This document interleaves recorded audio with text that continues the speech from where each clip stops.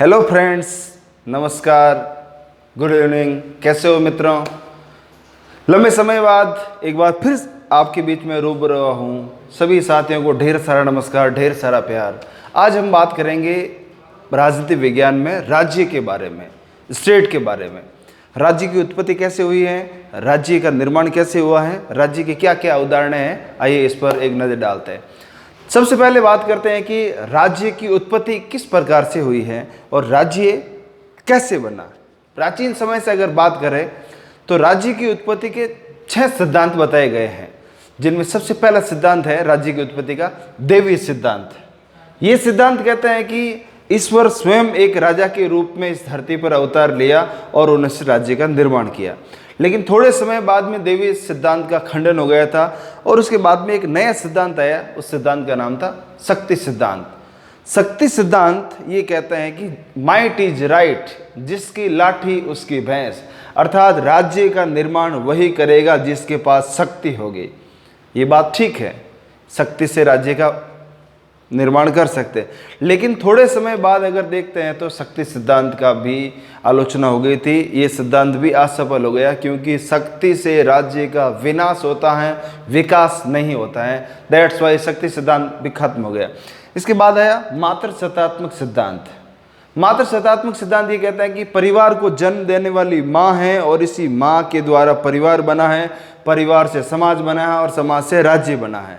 मातृसत्तात्मक में माँ को प्रधानता ज़्यादा दी गई है। थोड़े समय बाद ये सिद्धांत भी खत्म हो गया।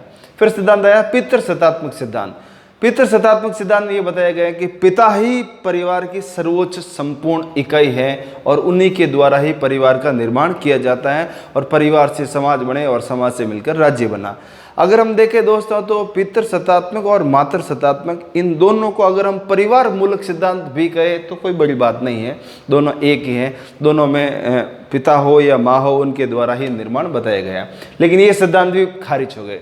फिर 16वीं शताब्दी 15वीं शताब्दी में 3 बड़े विद्वान आए थे, 15वीं 16वीं और 17वीं में, Hobbes, Locke, Rousseau. Hobbes, Locke, Rousseau, इन तीनों ने सामाजिक समझौता सिद्धांत दिया था और उन तीनों का मानना है कि राज्य का निर्माण एक समझौते की देन है। सभी व्यक्ति मिलकर जब आपस में समझौता कर लेंगे तो समाज बन जाएगा और समाज से समाज मिलेंगे तो राज्य बन जाएगा। और हॉब्स का सामाजिक समझौता, जॉन लॉक का सामाजिक समझौता और रूसो का सामाजिक समझौता, इन तीनों ने अपने अपने समय में बहुत ही महत्वपूर्ण दिए थे। और दुनिया की 3 बड़ी क्रांतियाँ हुई थी, इंग्लैंड की गौरवपूर्ण क्रांति, अमेरिका की क्रांति और फ्रांस की क्रांति। इन तीनों में हॉब्स, लॉक, रूसो का अमूल्य योगदान माना गया। लेकिन ये सिद्धांत भी अंत में आलोचना हो गई थी, लंबा नहीं चला। और अंतिम समय में आया था विकासवादी सिद्धांत। अगर वर्तमान समय में देखा जाए परिप्रेक्ष्य में तो विकासवादी सिद्धांत ही सर्वोत्तम सफलतम माना गया है। खैर, ये तो राज्य की उत्पत्ति के 6 सिद्धांत प्राचीन समय से लेकर वर्तमान समय तक हैं। हम बात करेंगे राज्य का निर्माण कैसे हुआ। मित्रों बता दूं, राज्य का निर्माण 4 तत्वों से मिलकर हुआ है। नंबर 1 जनसंख्या, नंबर 2 भूभाग, नंबर 3 सरकार और नंबर 4 संप्रभुता। और कुछ विचारकों का मानना है कि राज्य का निर्माण में 5 तत्व हैं। 5 तत्व है मान्यता, लेकिन इसको खारिज कर दिया गया था। वर्तमान परिप्रेक्ष्य से देखा जाए तो राज्य का निर्माण 4 तत्वों से होता है। सबसे पहला जनसंख्या, भूभाग, सरकार और संप्रभुता। मित्रों, यहाँ पर एक अच्छा प्रश्न ये बनता है, क्या 26 जनवरी 1950 को भारत का संविधान लागू हुआ और भारत एक लोकतांत्रिक राज्य बन गया था। 26 नवंबर 1949 को आपको याद होगा भारतीय संविधान बनकर तैयार हो गया था और प्रस्तावना में जो लाइन लिखी गई थी कि हम भारत के लोग भारत को संपूर्ण प्रभुत्व संपन्न, है ना। तो मेरे कहने का मतलब है कि भारत उस दिन राज्य बना क्योंकि भारत के पास जनसंख्या भी है, भूभाग भी है, सरकार भी है और कानून भी है, यानी संप्रभुता है। मैं ये कहना चाहता हूं कि क्या 26 जनवरी 1950 से पहले भारत राज्य नहीं था? बिल्कुल भारत राज्य नहीं था। क्यों नहीं था?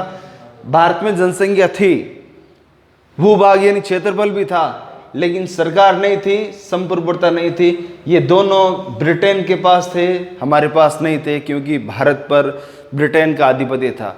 नतीजा उस समय भारत राज्य नहीं था। जबकि वर्तमान परिप्रेक्ष्य में जनसंख्या भी है, क्षेत्रफल भी है, सरकार भी है, संप्रभुता भी, इन चारों से मिलकर राज्य का निर्माण हुआ है और इनका महत्वपूर्ण योगदान माना गया। कुछ राज्य के बारे में ट्वीट करें तो प्लेटो कहते हैं कि राज्य की उत्पत्ति किसी वृक्ष या चट्टान से नहीं हुई है, बल्कि राज्य का निर्माण उन लोगों की देन है जिनके चरित्र से राज्य का निर्माण हुआ है। अरस्तु कहते हैं राज्य का जन्म लोगों को सद्जीवन यानी अच्छा जीवन देने के लिए हुआ है। गुड लाइफ, बेटर लाइफ, यानी राज्य का अवतार इसलिए हुआ है कि लोगों को अच्छा जीवन दे सके। प्लेटो कहते हैं कि मेरे आदर्श राज्य की जनसंख्या 5040 होगी, जबकि अरस्तु कहता है कि नहीं, जनसंख्या ना ज़्यादा होनी चाहिए ना कम होनी चाहिए, एग्जैक्ट मध्यम मार्ग होनी चाहिए। जबकि रूसो कहते हैं आदर्श राज्य की जनसंख्या 10,000 होनी चाहिए। हिगल राज्य के बारे में कहते हैं, उसने तो इतनी तुलना कर दी, कल्पना कर दी कि हम सोच भी नहीं सकते। राज्य पृथ्वी पर ईश्वर के रूप में अवतरण है, भगवान स्वयं ने इस राज्य पर अवतार लिया है, तो राज्य सर्वोच्च संस्था है। मार्क्स कहते हैं कि राज्य एक शोषण यंत्र है। वो कहते हैं कि राज्य का निर्माण हुआ है, इसका मतलब वो व्यक्तियों पर शोषण कर रहा है। गांधी ये कहते हैं कि राज्य एक हिंसक अवधारणा है, यानी जहां राज्य है वहां हिंसा होगी, इसलिए गांधी कहते हैं कि राज्य होना नहीं चाहिए। मार्क्स भी राज्य का विरोध करता है। कैसा लगा मित्रों वीडियो? कमेंट में हमें ज़रूर बताइए। धन्यवाद, थैंक यू सो मच। मिलेंगे अगले वीडियो में, बाय।